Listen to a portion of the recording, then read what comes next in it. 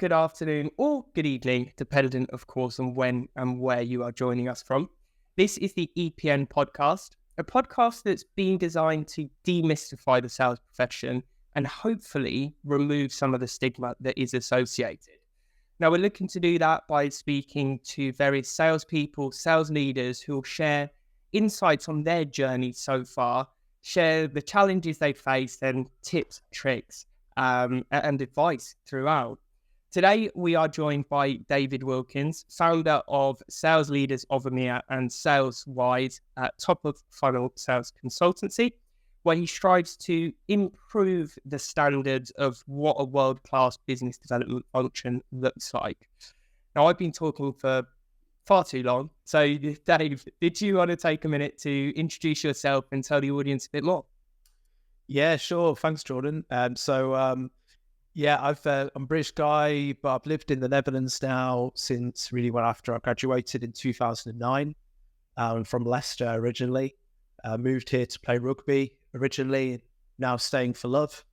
Live in this very nice, quiet village in the middle of the Netherlands. I've been in sales development and sales for over 10 years now. I'm starting out as a sales development rep, working my way up into leadership roles, strategic leadership roles.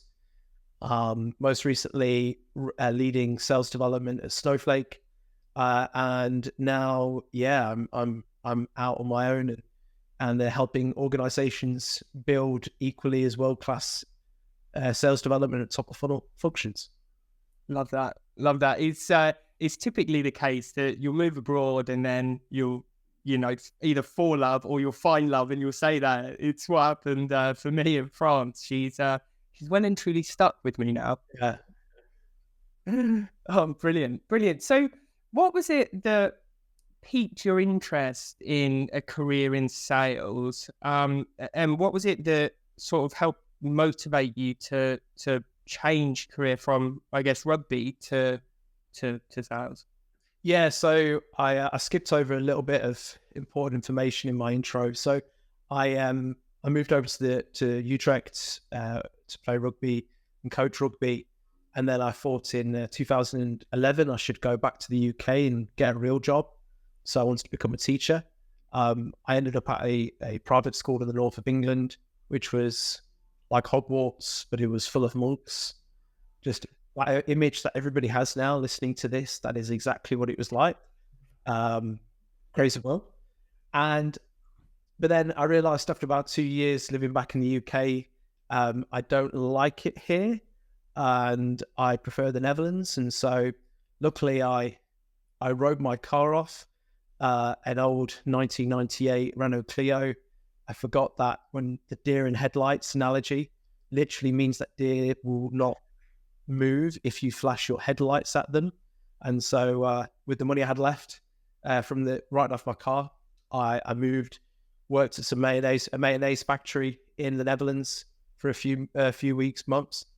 And then this person just approached me about a job in sales in this role called a sales development representative.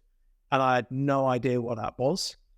But the thing is that I had a lot of these skills from teaching and coaching, my voice, my ability to convey complex problems very clearly and concisely, the ability to handle pressure.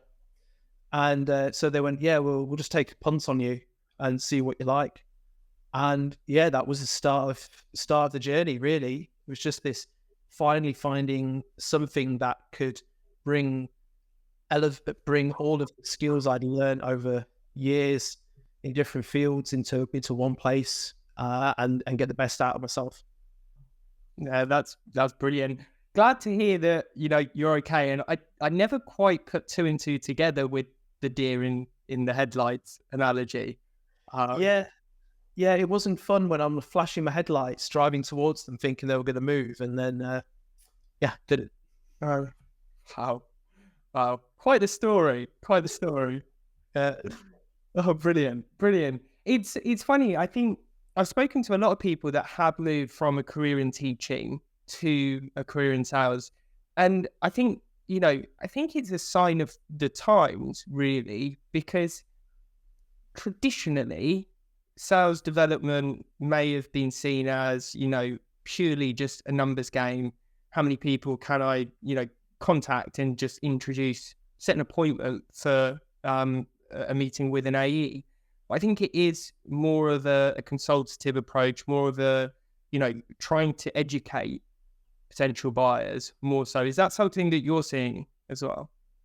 Yeah, it certainly was the former when I started out, and then really over the last, I'd say about 7 years, it's really turned into that kind of consultative approach now. But I think, and maybe we'll dig more into this, I really feel that we put too much onto our SDRs when they join a business. So when I started, and when many people started now in leadership roles, it was easy. It was book an appointment for your sales guy, and you had a phone, and you might have had a really old version of Salesforce, and off you go. And now we've kind of created this onion around that, layered upon layers of stuff for our SDRs. And we're still expecting them to do exactly what we did 10 plus years ago. And it's just an information overload. So yeah, I think it's true. We do want them to do something different, but also we're not helping them. Yeah. It's an interesting point. I think, especially when we consider the rise of sales tech, when you look at a sales tech stack, and the expectation is that the SDR has, at least a foundational understanding and is able to operate the various pieces of tech that consist in that stack. So perhaps my next question, I'm keen to understand initially some of the challenges that you faced in those early days in your role and how you overcame them, but then also quite keen to hear how those challenges have shifted, and what the challenges that you're seeing SDRs facing currently. Yeah, I think it all comes down to enablement and onboarding. So granted, we went to the States for our onboarding, and it was incredible. When I first became an SDR, and I was like, yeah, sure, you're going to send me to San Francisco. And they're like, no, Dave, you need to book your ticket because you're leaving next week. It's like, oh, okay. But that was the kind of set piece on the enablement side. There was no kind of day one professional development courses for SDRs. And so that's really stuck with me in terms of, okay, how can we build out an onboarding program for sales development reps to ensure we get the best out of them? And so this kind of idea has been evolving in my mind for the last few years now. And I think I'm getting to the point now of, okay, well, the onboarding process needs to actually begin in the interview process. You need to be really identifying some kind of core competencies and skills in the interview process, having a kind of an objective scorecard for those particular skills that you're wanting to measure. And so then you can use that when they start to really personalize the onboarding experience. But also, if you're not successful in getting the role, you can actually give these people really quantifiable feedback as to why not, and to help them in case they want to apply for another sales development role at your company next. So I think it's still onboarding. That's the critical piece. Yeah, it's a really interesting point, and perhaps something we should talk about offline. So I'll park that, but we will pick that one back up. Now, I think one of the things that I think you'd agree with is sales development or business development is often the lifeblood of a business. We are the front line. We typically have that first interaction. And sales as a whole have the strongest relationship to the customer. That's great because we get sort of instant feedback from the market. We can identify trends. But on the flip side, we also feel the brunt of any shifts in the market, any changes in buyer behaviors. So how do you go about staying adaptable and optimistic throughout those periods of really drastic change? Yeah, it all comes down to executive alignment, and you've got to really ensure that the sales development function isn't just seen as this kind of secondary business unit. Sales business development has maybe each manager carries 500,000, maybe a bit less of total all-in cost in terms of salaries, tech that they hold, and also they're responsible for about 30 to 40%. 40% of the total revenue comes out of the sales development function. It should be. So those are really big, important numbers. And so it means that you've got to have the sales development function on that kind of top table with your customer success, with your professional services. And then that way, if you're at that top table, you can be part of the solution when it comes to market changes and headwinds that come through. But below that as well, as a leader, it's really critical that you've got kind of like your North Star about where you're going. So the big thing that I try and instill with my leaders, what I've been instilled in by my former bosses was create a vision, strategy, execution metrics document, VSCM. And so it really gives you that kind of, okay, this is my 5-year view. This is where I want to be halfway between that. And these are the actionable things I'm going to do this year and how I'm going to measure them to get me closer to that 5-year goal. So if you have that, then those kind of things that happen, you can pivot quicker because you know what your end goal is going to be. Whereas if you're very reactionary, then you're never going to be able to build this kind of real strategic muscle and function that the sales development team needs to be. Yeah, I love that.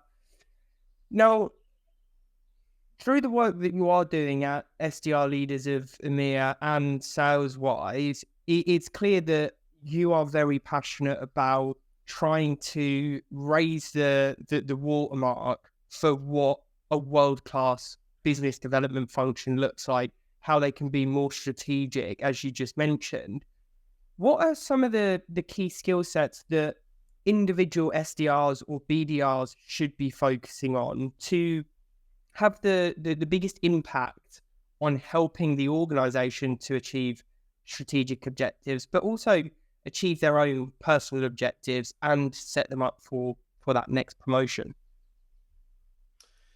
Don't be blinkered just by your job description. The best SDRs that have always progressed into new and different roles quicker have been people that are willing to do stuff that maybe is a bit quirky and different to just being an SDR. So what do I mean by that? It means working with marketing, maybe on specific campaigns that will help move the needle in kind of like one of the big strategic initiatives for the business. Could be working with the reseller, partner team, channel team on how we can get our channel partners to be more of a force multiplier and book more meetings and help generate more pipeline and more revenue for the business. Could be working with enablement on, hey, we've got this idea for some continuous professional development. So don't be restricted by what your job description says line by line. It's important that you do your day job, but it's also important that you show that you've got this growth mindset, that you want to do different stuff and try out different stuff and not expect to get paid for it. And again, this is going to be the controversial piece, but there is a creeping in of the what's in it for me. And it's like, well, if you're verbalizing what's in it for me, then you don't obviously understand what is in it for you. Like, it's about how broadening your horizons. And if you continue to broaden your horizons, you'll get more opportunity.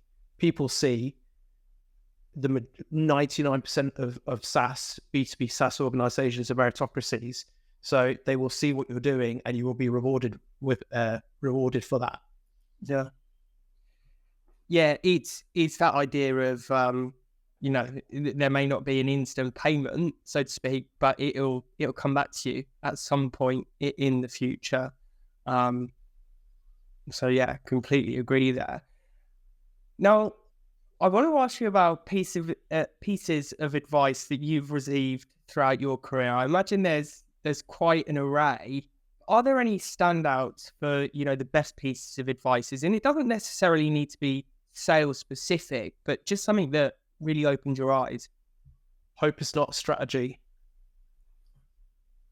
So I had a very strong leader called Sharif Seaman. He's now Chief Revenue Officer at a company called Property Finder. And he took a punt on me when I was just a manager, and I was involved in VP, senior director meetings. And one of the things that he kept telling the senior leaders was, if people start saying, I hope something will come in, it would be like, hope is not a strategy. What are you going to be doing? What are the steps that you're going to take to ensure that we get that? And so for me, as an impressionable late 20s leader, I was able to fix my how I conveyed situations pretty easily and agile. Felt for more of the more senior leaders who they'd been in that, use that kind of pattern for most of their career. So I was able to say, right, hey, this is the issue, this is the situation, but we're going to do 1, 2, and 3, and we're going to see X, Y, and Z result off the back of it. And so I never had him tell me, hope it's not a strategy, because he would just interrupt people all the time. Hey, Sharif. But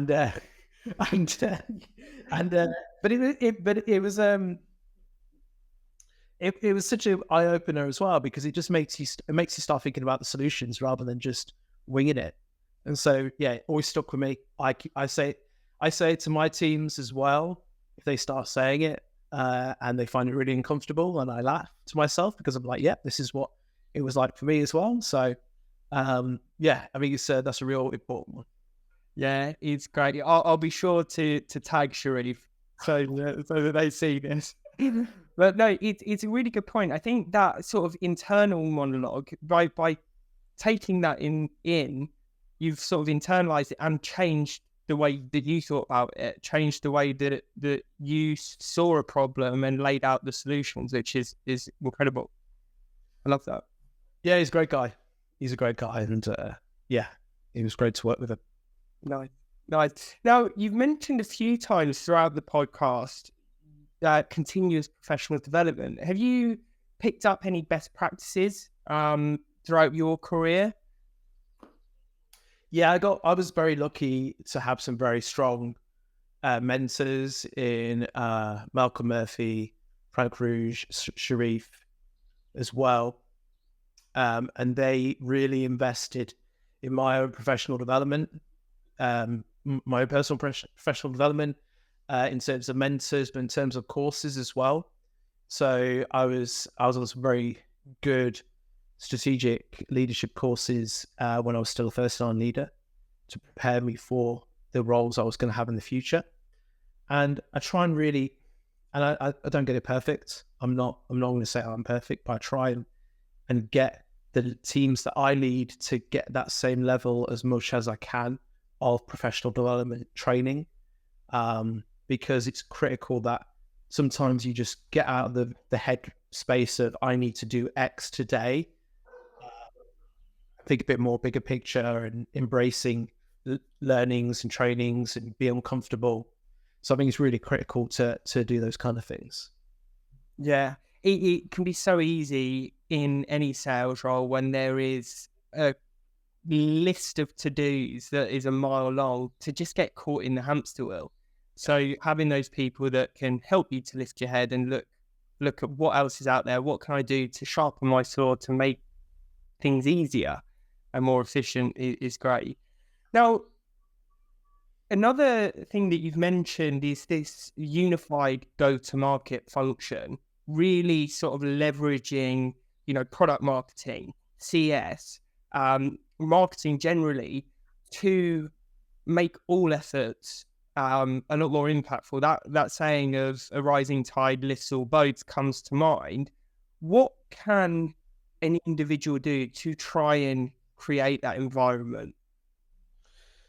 So I think it's a tricky question to answer in that frame, because it's really got to come from the C level and the C level -1, -2. They need to be driving the tide raising and the boat lifting. If it comes from below, it won't get the same level of impact. But if your C level is going like, this is where we're going, this is the direction, and then the team and their subordinates below and below -1 are all on board with that, that's when you'll start to see that momentum. So I think you can be a supporter, absolutely, but I think it really has to come from that exec level. Like, this is where we're going, this is direction. If you don't like it, get off the boat. This is where we're going. So I think that I would just challenge the question and one more my spin on it. Yeah, no, I think that's fair. Try to drive that amount of change when you haven't necessarily, earned your stripes or got the seat at the table, can be tough. Now, conscious of time, final question I'll ask you before I let you go on and enjoy your day. What piece of advice would you give to someone that has either just sort of embarked on their sales journey or someone that is considering a career in sales? Yeah, so I've been somewhat successful in my career. Being in sales has given me everything that I could have dreamed of and then never thought I'd have got 10, 12 years ago. But one of the things I would say is that I thought I was going to quit as an SDR in every single SDR role that I had. I was uncomfortable for 7/8 of the time. I thought I was going to quit, and I was not going to be very good at it. And it really took a couple of years to finally get really comfortable. Even though I was being somewhat successful, on top of leaderboards and things of that nature, it's uncomfortable. And so, two things with that. Now, on reflection, if you're coasting and you think it's easy, then you're not growing, and that you're just going to stay at the same spot, and you're not going to zoom up. So being uncomfortable is good. And also, I would say as well, people are not out to get you. People are not out to build you up and chop you down. So trust people, and if people want to offer their help and guidance, take it and listen to them, because they're not doing it just because, they're doing it because they care. So that would be my two pieces. Brilliant. Yeah, it's surprising how helpful salespeople actually are. Yeah. Brilliant. Dave, I've thoroughly enjoyed the session. Thank you very much for joining me. If anyone did want to reach out to you, I guess LinkedIn's probably the best place. Yeah, absolutely. You can find me. I'm there most days on LinkedIn, posting whatever. So you can find me on there. Love that. And what can we expect from SDR Leaders of EMEA next? What's coming down the pipeline? Yeah, so we're going to be doing going on the road a little bit more after the summer. We had 2 really successful events last month, and we're gonna do some more again in London and Amsterdam. But we are really also looking for sponsors that want to get in front of almost every single SDR leader and SDR leader decision maker in EMEA. They're part of our community. And so if you want to partner up with getting in front of those people, drop me a message. Let's make it happen. Let's get you in front of them. Love to hear it. I'll do all I can to get you out to Paris, to my neck of the woods. Please. I keep going to Paris and I keep forgetting to bring back anything from the boulangerie. Yeah. And then my wife hates me for it. So please. Love that. Dave, thank you very much for joining me again. And to the listeners, until next time.